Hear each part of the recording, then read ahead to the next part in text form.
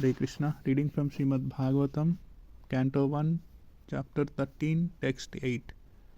Yudhishthira Uvacha Api Smarata no Yushmat Pakshachaya Sameditan Vipad Ghanad Visagnir Adhe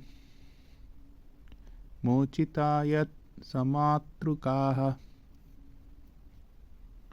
Synonyms. Yudhishthira Uvacha, Maharaja Yudhishthira said, Api, whether, Smarata, you remember, Na, us, Yushmat, from you, Paksha, partiality towards us, like the wings of a bird, Chaya, protection, Samedhitan, we who were brought up by you, Vipat Ganat, from various types of calamities, Visha, by administration of poison,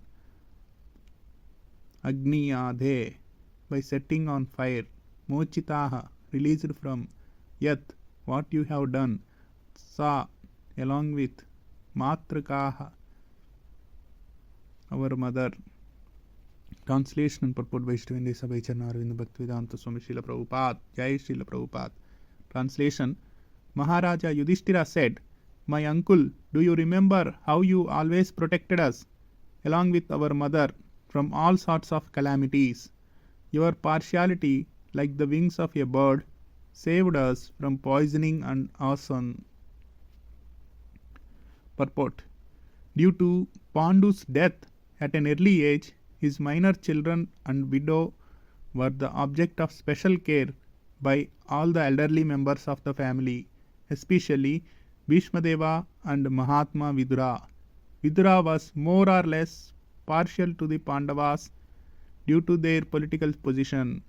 Although Dhritarashtra was equally careful for the minor children of Maharaja Pandu, he was one of the intriguing parties who wanted to wash away the descendants of Pandu and replace them by raising his own sons to become the rulers of the kingdom.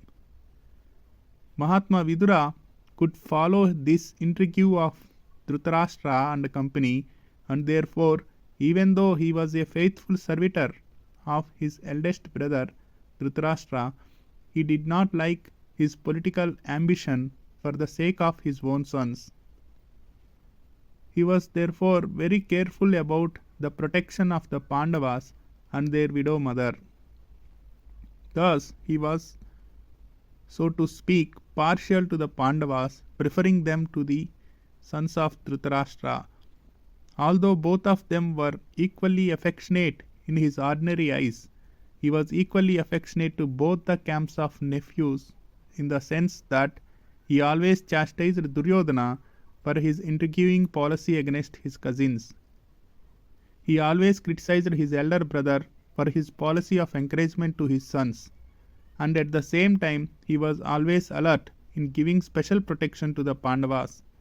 All these different activities of Vidura within the palace politics made him well known as partial to the Pandavas.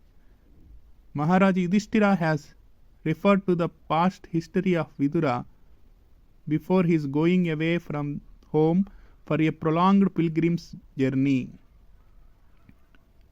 Maharaj Yudhishthira reminded him that he was equally kind and partial to his grown-up nephews even after the battle of Kurukshetra, a great family disaster.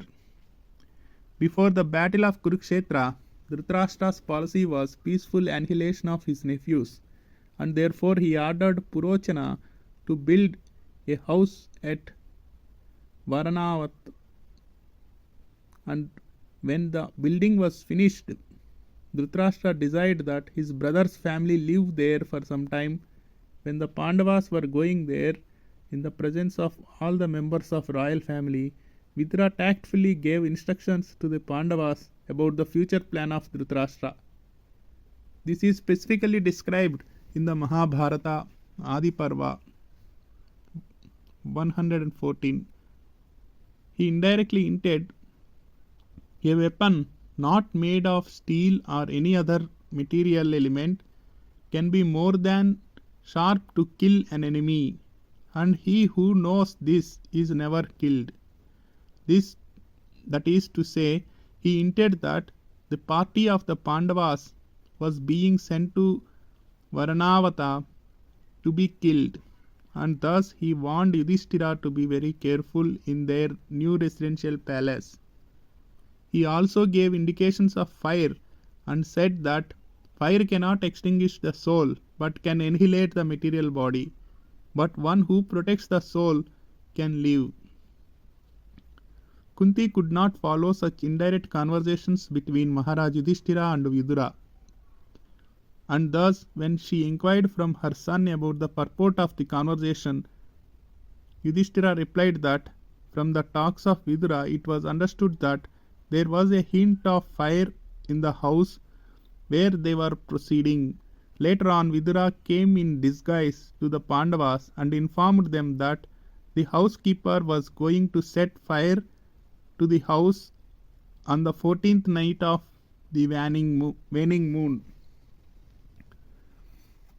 It was an intrigue of Dhritarashtra that the Pandavas might die altogether with their mother, and by his warning the Pandavas escaped through a tunnel underneath the earth, so that their escape was also unknown to Dhritarashtra, so much so that after setting the fire, the Kauravas were so certain of the death of the Pandavas that Dhritarashtra performed the last rites of death with great cheerfulness, and during the mourning period all the members of the palace became overwhelmed with lamentation. But Vidura did not come so, because of his knowledge that the Pandavas were alive somewhere. There are many such instances of calamities, and in each of them Vidura gave protection to the Pandavas on one hand, and on the other he tried to restrain his brother Dhritarashtra from such intriguing policies.